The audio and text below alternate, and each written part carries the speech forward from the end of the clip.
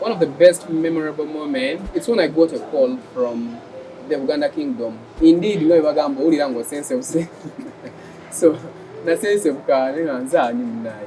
Whoever categorized professional and unprofessional is the unprofessional person actually.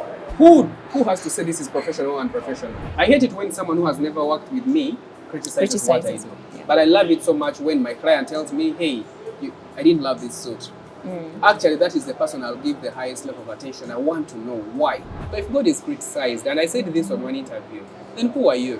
Who are you not to be talked about? Who am I not to be insulted? If even the creator of heaven and earth is still insulted.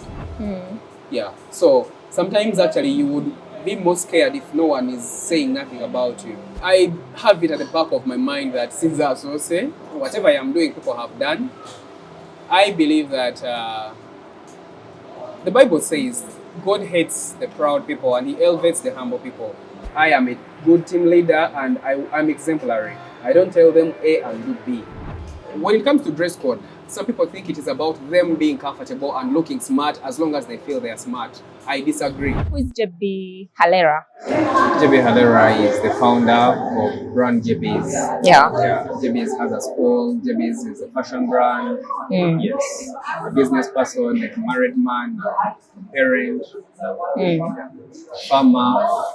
JB's Tailored is a fashion brand. Marriage says Uganda's finest, and the people have every other day made it, sound true by the support they give us, by how they recommend us. So we are a fashion brand, majoring in menswear, men's stuff, custom made, of course. We craft from scratch and make sure that we get that value for money. This year marks our 10th year. So JBS was established in 2016.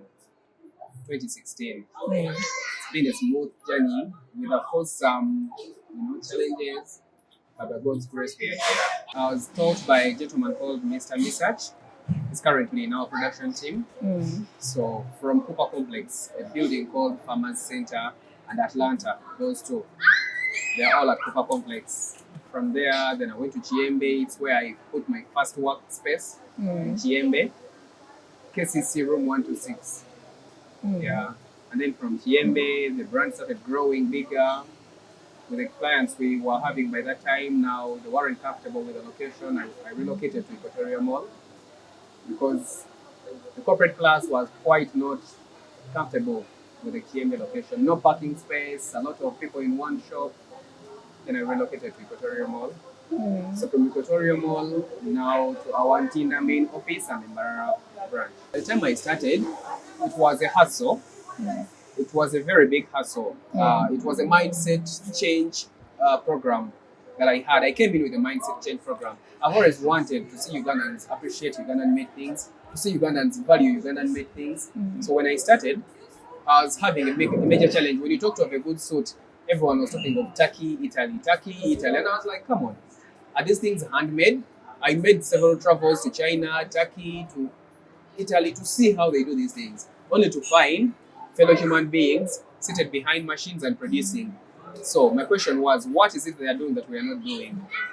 Okay, with a lot of research, with constant learning and unlearning, I tried with a team of mine. Of course, I wasn't alone, and we tried to polish up. Okay, change this to this, bring in the necessary machines, and now we have achieved that. You can no longer now compare a Turkish made suit and any imported suit with ours. Actually, as a matter of fact, if I came up putting on a Ugandan made suit tailored by JBs and you came with your Turkish suit, trust me, if someone has some good sense of style, they will tell a better suit when they look at mine. I chose tailoring because I believe this is an art. Actually, tailoring chose me. People normally say that and it sounds weird, but a talent chooses you. You don't choose a talent. I think God sits there and looks at who is very capable of bringing out this art. So I'm lucky that among the many he chose, I am among them. Actually, among the few. Among the few good fashion designers, tailors, I am among them. So God chose me and blessed me with that talent, and I am doing well. Am I not? See, with fashion, the beautiful thing about fashion, it is practical, it is physical, it is seen. So when something is good, someone will see and appreciate. So they'll eventually look out for who did this. And we were blessed now that the social media era came. sometime back it was quite hard. Yeah. But now I'll put on a beautiful suit, take a photo, upload, and then people will come in with it. So you see guys who are comfortable with their damaged jeans, check what, funny things. Now they also want to look upright because there is something about dress code. Like it or not, there is something about dress code, and dress code speaks so much about maturity. Okay? It's funny finding a man in his 50s putting on a damaged jean and those skimpy shorts. Sometimes you must look very legit, very good. It commands respect. How many suits do you recommend someone to have in their wardrobe? A minimum, a dozen. Me, I think a dozen. As a gentleman, if you have a dozen in your wardrobe, you're good to go. You can always put on a black jacket with it.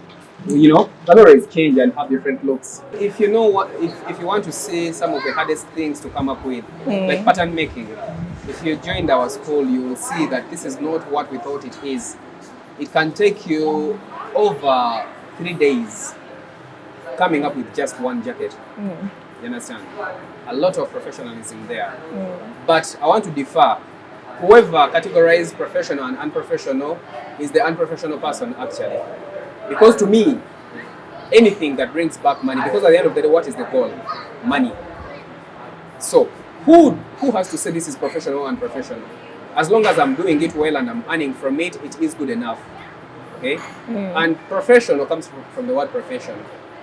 Profession is what someone does. So it's just about what someone does. It's not about high class or low class or whatever it is. Change your mindset, you dear viewer. It is about money. What matters is what you earn from that you do, not what people call it. Give us a brief about the history of suits, of modern suits. Clothing in general goes way back in the Garden of Eden. After that, funny woman talked with the snake, ate the forbidden fruit, and then God told them, hey, you're now naked. I mean, they realized they are naked. Yeah. So you can see how quick it was for someone to now quickly see what can cover me up.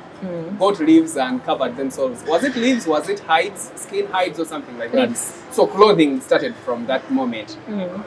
So clothing is a result of sin. Yeah. By default, we were supposed to be naked. But because of sin, we had to cover up. You can imagine, we could be walking naked now, interviewing me when you're not dressed up and it's normal. So then when it comes to clothing, to formality now, the suiting and stuff like that, suits used to be a military outfit. It wasn't about looking smart. That is according to the research I did, and I used to read so much about it. So these used to be ceremonial wears, maybe in the military, for generals and stuff like that. That is how they came to be in place. So now people started now putting on suits for occasions. They used to have like those I don't know how best I can term it, but the next time you interview me, I'll have done enough research. I have the theory in my head, but bringing it out is quite hard now. In history, they used to tell us about the bourgeoisie, something like that. The people were divided in classes. They used to have high class people, then the average people, then the low. Okay, so there was supposed to be something that identified who a first class person was and who a second class person was, and so the costume was also very important in identifying. Up to date, by default, if I came up putting on a suit, expectations are quite different from a person who came up putting on a t-shirt. So it was something like a class, something to differentiate between class, success, achievement. Yeah. Do you think it's still like that? To date, it is, because there are certain jobs where you won't be given a job if you won't put on a suit. I'm a law student. I'm in law. In practicing law, a suit is like a uniform. And in law, they even now dictate there are certain colors you can't put on. Now, like this, I'm putting on. I can't. You can't go to court putting on this. Must be black, dark blue, charcoal gray, those dull colors. Yes, so you can see that up to date, suits are still very important. In let's say, offices, parliament, you cannot go to parliament dressed funnily, you must have a suit sometimes. Yeah, so up to date, suits are still a determinant of class and, professionalism, as you call it. We are Uganda's finest. In case you want to look this way and better, in case your job requires you to be dressed in a beautifully tailored suit, wear the plug. One classic menswear or vintage outfit that I would want to bring back to life is the oversized suits. There is something abnormal nowadays with too much fitting. You're uncomfortable, and you know that. You look funny sometimes. So there is a gentleman I learn a lot from. He's called Askoki. He's trying to reinvent it, to bring it back, and I'm really loving it. Yeah, that pant that has that full fit, that jacket that holds on you and you stay comfortable. You can freely move your arms. And if you're very observant, recently in the suits we are making, we are trying slowly but surely bringing it back. It can't come instantly. Yeah. I have to show you that no, it doesn't have to be too tight on you. It has not to be too loose on you. It just has to be comfortable on you. So those Asian tailors used to look at comfortability more than anything. How important is tailoring to just buying an already made suit? That's what we call that custom made, right? Yeah. Bespoke. Yeah. It's bespoke because I challenge you. If you have anyone, maybe it could be a brother, could be your husband or your boyfriend, take them to a shop that has already made suits. Chances are 99% that they won't put on that suit before doing some changes on it. Meaning this thing wasn't made for you. Okay? It wasn't made for you, but you're trying to make sure that it becomes yours. So you'll buy a suit, take it to a tailor, have to do some adjustments to make sure that it fits you perfectly. Mm-hmm. The jacket may fit you, the pant won't. But now the beauty about custom made or tailoring is that you're going to get something that best fits you. You visit my office today, I take your measurements precisely. You come for your fit in, try your piece, and feel like, yes, this fits the way I want. So it's a journey, There is some attachment to such a cloth because you are part of its making. You chose the fabric you want. You chose the weight of the fabric you want. I mean, the comfortability, the texture of the cloth, etc. So you own, that is what it is to fully own a cloth. And still, as a fashion designer, as a professional, I'll look at you and also advise, hey, no, you want this, but this works better for you. Okay? You want a tight thingy, but according to your shape, this won't work for you. You want a bright color, but according to your color, this won't work for you. We have one core value, one major core value, and that is value for money. Yes. We want to make sure that you get that is really worth the money you paid, and integrity. Okay. Integrity.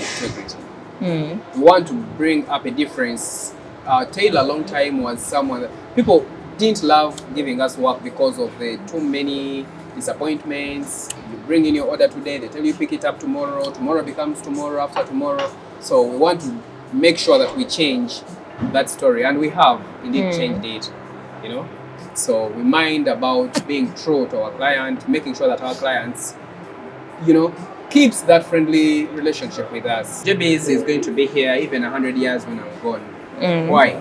First of all, I identified a very big gap and I was pushed to start a fashion academy. By doing so, I train on a daily. I train very many other Ugandans who are the potential JBs. So even when JBs as a business closes, I have very many other branches out there already. I have new brands that have come out of my work, out of my hands. So I know I'll live on ages and ages, but even without that, my brand JBs will stay on. I am training many others. Okay, I am very sure that among my children, one of my sons is going to be the next JB and do greater than I even did. Even daughter? No, a son. My daughters are going to do other things. You see, for daughters, you cannot predetermine that because you will get a military wife, husband, and the man will tell her, please, no working, you have to stay home, and you have to listen to your husband. Won't you? If your husband asks you to stay behind? Depends how you train them. No, I train my children to listen to their husbands. So my dear child, if you ever watch this video, if your husband is uncomfortable with you working, please, if you chose to be his wife or her wife, his wife, that is the right English. If you chose to be the wife, sit back home and make food. Listen to your man.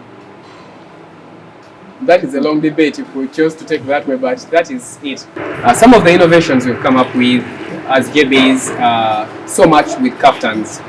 what are kaftans? They are called ankaras, these two pieces, you know. There is a lot we've added on them. We have tried to make them look as good as suits, you know. We have added some extras, some details, but we have even brought in, we have this Ugandan, is it Chitambi, Chikoi, that thing. So we are trying to add it on, to give it that Ugandanness, to give it that Ugandan touch. So that is something I find so good that we are doing. And another thing, the safari suits, on the safari suits, yes. We have tried also to make them very comfortable, to minimize on the detail. They used to look so much with patched pockets, these zippers with extra buttons, but we have made them quite simpler but beautiful, and people have loved them. With the pants, we have tried to bring up the beltless pants. Beltless pants have been there, but we have added some little extras like the small flap pocket, the adjustable buckles, etc. to make it user-friendly to those that don't love having belts around their waist. Our suits are different because, first of all, they are tailored with love. I always put that caption on many of my posts. They are made with love. You first sit and own this suit. Do it like we are doing it for ourselves, and then make sure that we pay all extra attention to detail. So from the inside to the outside to the fitting, we give it a lot of time. We do a lot of quality control. Before we put out this piece out there, it has gone through like 7 people, each person correcting one error to the other until we get that fine touch.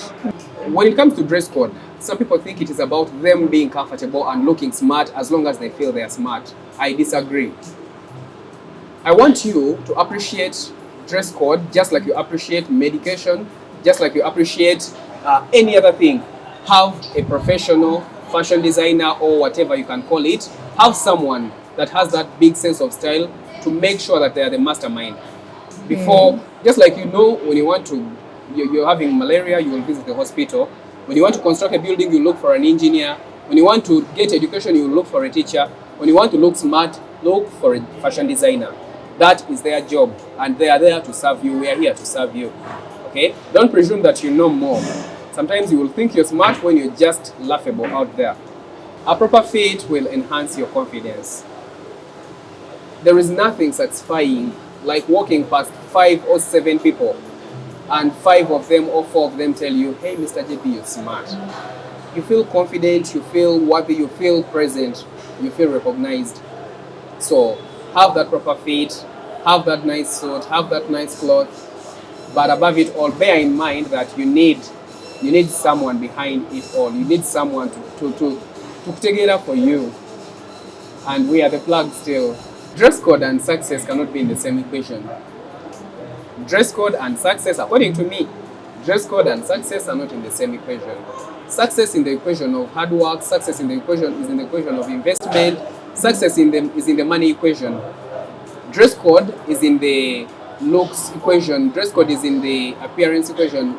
I don't think, because I know very many billionaires and they put on t-shirts, they are just there. So I don't think success has something to do with dress code, but dress code has something to do with elevation. Dress code has something to do with promotion.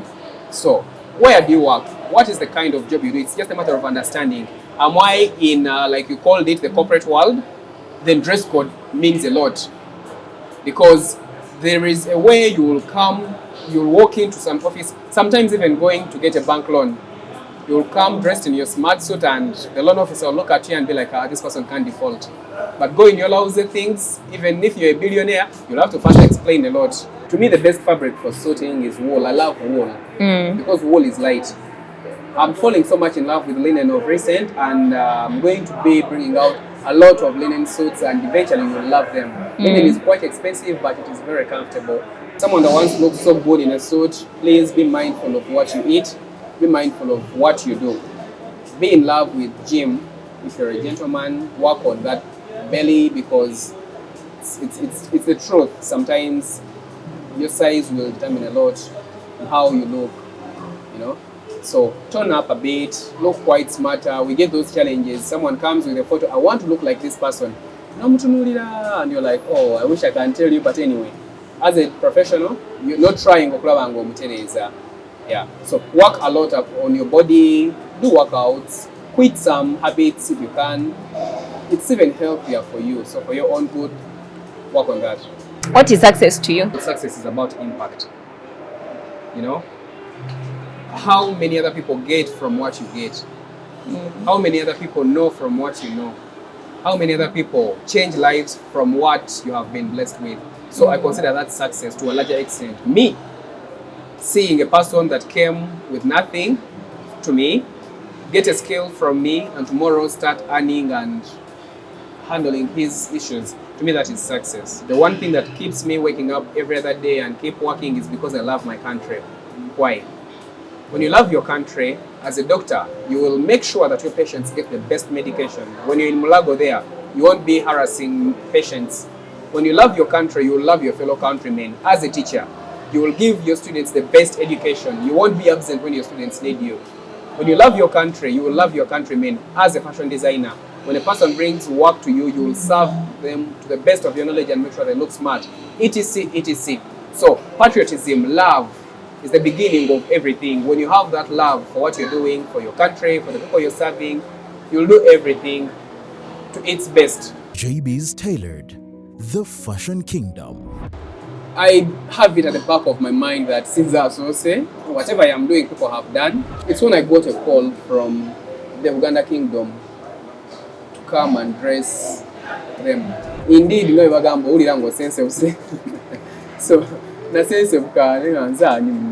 JB's Tailored, the Fashion Kingdom.